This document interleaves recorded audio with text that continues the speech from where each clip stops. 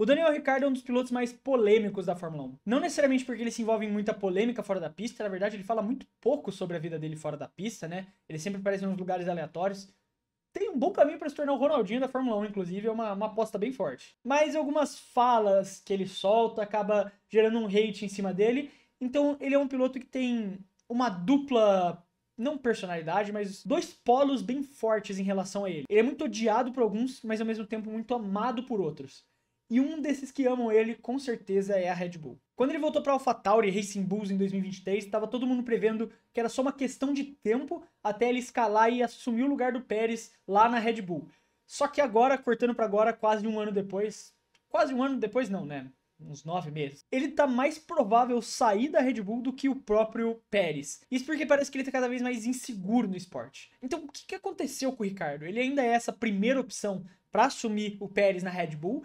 Ou realmente é só uma questão de tempo até a gente ver ele de vez fora da Fórmula 1? Todo mundo sabe que quem tá na Racing Bulls tem o claro objetivo de pilotar pela RBR algum dia. E esse é, obviamente, o objetivo do Ricardo. Ele não aceitaria ir pra Racing Bulls só porque ele quer pilotar na Racing Bulls. Na verdade, ninguém quer pilotar pela equipe. Mas no caso dele, ele viu, obviamente, essa passagem como uma oportunidade de conseguir carimbar essa vaga lá na Red Bull, a mesma equipe que ele deixou há 5 anos atrás, quando ele saiu com status de campeão mundial. Na época 2018 lá da vida, todo mundo colocava ele como um futuro campeão mundial. E principalmente em 2014 e 2016, que eu me lembro muito bem, se não fosse uma dominância tão grande assim das Mercedes como foram naquela época, eu tenho certeza que ele teria disputado o título pelo alto nível que ele apresentou. Ele estava realmente pilotando muito bem e estava todo mundo dando certeza que ele ia ser campeão mundial algum dia. E desde que ele saiu, parece que só foi ladeira abaixo. Lá na Renault, pegou aquele caos absoluto de equipe que a gente tá vendo até hoje, que tinha o projeto lá de realmente se erguer, virar equipe de ponta, então pegaram um piloto de ponta. Exatamente, a aposta no Ricardo era porque ele era o piloto para ser campeão mundial e a Renault tinha essa ambição, mas a gente viu que a Renault só foi para trás conforme o tempo passou. Então ele sai daquele projeto completamente caótico, mas ainda pilotando bem. Ele ainda fez uma atuação muito forte pela Renault. E vai para a McLaren, que é nesse momento que você começa a perceber que o Ricardo não é mais o Ricardo. Ele tem 2 anos decadentes e é cortado fora da equipe com 1 ano de contrato ainda para cumprir. E o que parecia ser o fim dele na Fórmula 1, apareceu uma luz no fim do túnel em formato de touro vermelho.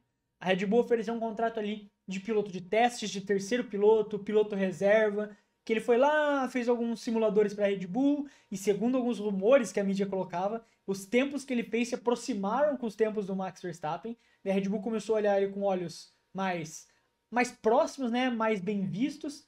Será que ele tem potencial? E tudo isso somado ao desastre que foi o Nick DeVries, que não conseguiu se adaptar à Fórmula 1, foi muito mal, foi cortado no meio da temporada.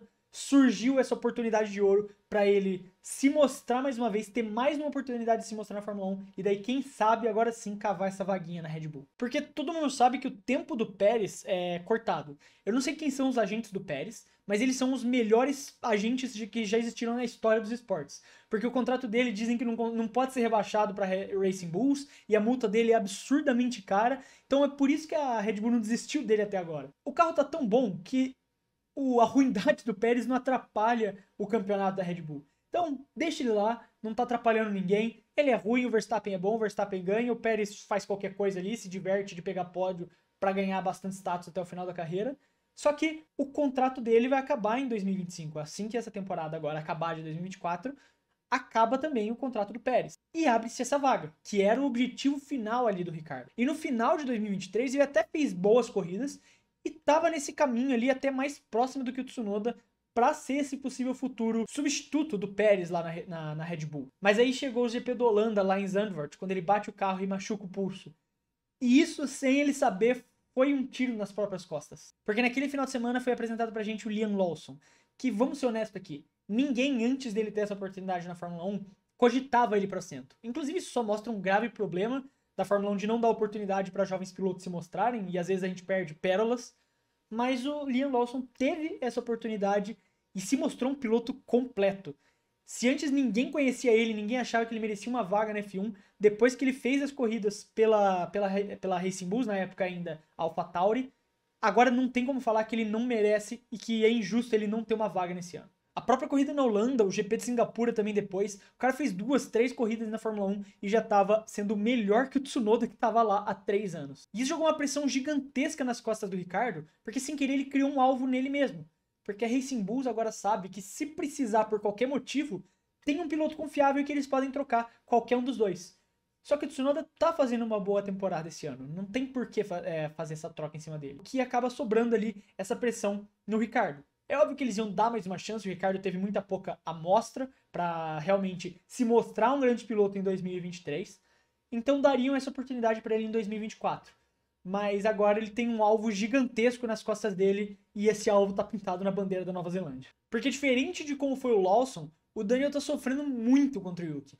E esse tem que ser o primeiro passo para ele provar que pode ir para a Red Bull. E apesar de eu gostar do Tsunoda, eu tenho que admitir que ele não é um piloto brilhante. Ele é um piloto bom, um piloto ok. Para uma equipe meio de pelotão, é um ótimo piloto.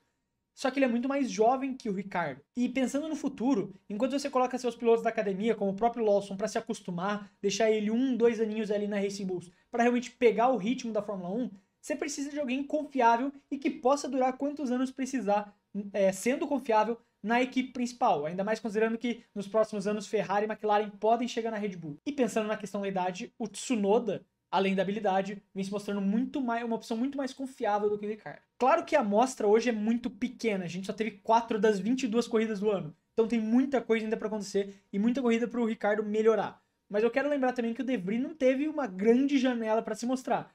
Foi meio ano ali que se mostrou fraco e foi cortado fora. E quando a gente pega a disputa cabeça a cabeça, o Yuki tá realmente amassando o Ricardo. Principalmente na classificação. No Bahrein, o japonês terminou em 11º lugar, enquanto o Ricardo ficou em 14º, o que foi uma diferença pequena, primeira corrida do ano, 3 posições, tá ok. Mas as coisas começaram a ficar ruins, principalmente na Arábia Saudita, quando o Ricardo ficou em 14º e o Yuki foi até o Q3 e ficou em 9º lugar. Na Austrália, o Yuki de novo foi pro Q3, largando de 8º lugar, e o Ricardo ficou em 18º. Essa foi a diferença mais gritante de todas. Enquanto no Japão, o Yuki conseguiu uma 10ª colocação e o Ricardo ficou em 11º. E apesar da diferença pequena, isso ainda significa que um foi pro Q3 e o outro ficou no Q2. E quando a gente olha mais fundo nesses números, principalmente no da Arábia Saudita, o tempo do Ricardo foi 5 décimos pior que o do Tsunoda. E a maior parte desse tempo perdido foi no primeiro setor da pista, que é o setor de curvas. E não necessariamente que você confia ali no motor, pisa fundo e confia no motor. É o setor de confiança do piloto de correr o mais próximo da parede possível. E o Ricardo sempre foi conhecido por ser o rei da freada tarde, o cara que pilotava no limite do carro.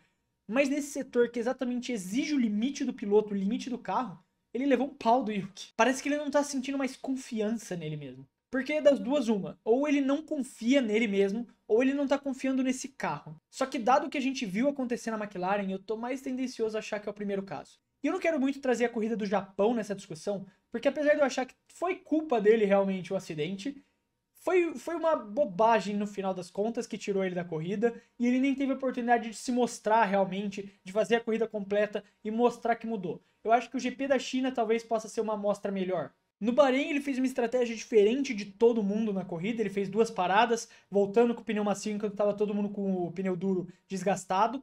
Teve a ordem de equipe do Yuki deixar o Ricardo passar, que o Yuki não aceitou muito bem, como a gente viu nos vídeos que circularam ali em todas as redes sociais. No final da corrida, o Yuki dando esse dive bomb de raiva, né, por ter cedido a posição. Mas o objetivo dessa estratégia era de pegar o Magnussen, que ele não conseguiu. E na Arábia Saudita também teve uma parada bizarra nele de 40 segundos, que atrapalhou demais a corrida dele, e ele voltou atrás do Magnussen de novo, que eu tenho certeza hoje que é o melhor piloto defensivo do planeta Terra. É simplesmente impossível de ultrapassar o Magnussen. Teve o Leclerc em Miami no ano passado, esse ano ele já segurou o Albon lá no Bahrein, agora o Ricardo também na Arábia Saudita, é simplesmente impossível passar o Magnussen, eu tô convencido disso. E ainda na largada ele também foi atrapalhado pelo próprio Magnussen, que deu uma apertada nele no muro, e isso fez ele perder muitas posições logo no começo. Então quando a gente olha para as corridas em geral, sempre teve algum detalhezinho, alguma coisa que atrapalhou ele.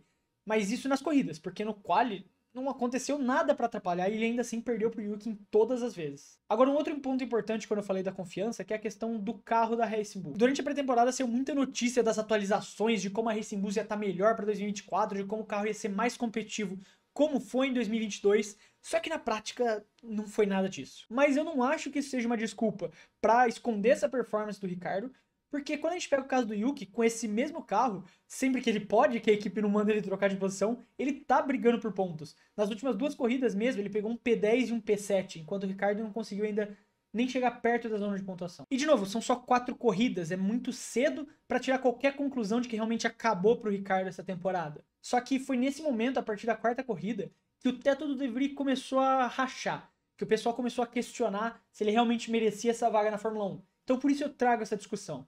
Porque eu acho que a partir de agora vai ter uma pressão gigantesca pro Ricardo performar. E a gente vai começar a ver isso na China. Se a pressão vai cair no colo dele e ele vai começar a correr cada vez pior, como aconteceu com o De Vries, ou ele vai realmente recuperar a forma e voltar a pilotar como a gente sabe que ele pode. E no final não é uma decisão muito simples, envolve muita política no meio do caminho. Porque além do marketing e de tudo que ele traz para Red Bull, ele tem o apoio do Christian Horner. Se você assistiu principalmente as primeiras temporadas de Drive to Survive, você vê que o Horner ele sempre foi muito próximo do Ricardo e sempre defendeu muito ele. Até mesmo quando ele sai da Red Bull, ele dá muitos elogios pro Ricardo e bota ele lá em cima como um piloto que ele era na época mesmo. O problema não é o Horner, o problema é que o Helmut Marko não é um grande fã do Ricardo. E ele já deu uma indiretinha ali na Arábia Saudita falando que se a performance não melhorar para as próximas corridas, pode ser que eles tenham que cortar o mal pela raiz. E a gente sabe que o poder de decisão do velho é grande. Ele é quem você tem que impressionar se você quiser ir para Red Bull. E as próximas 4 ou 5 corridas vão ser essenciais para a gente saber qual vai ser essa decisão.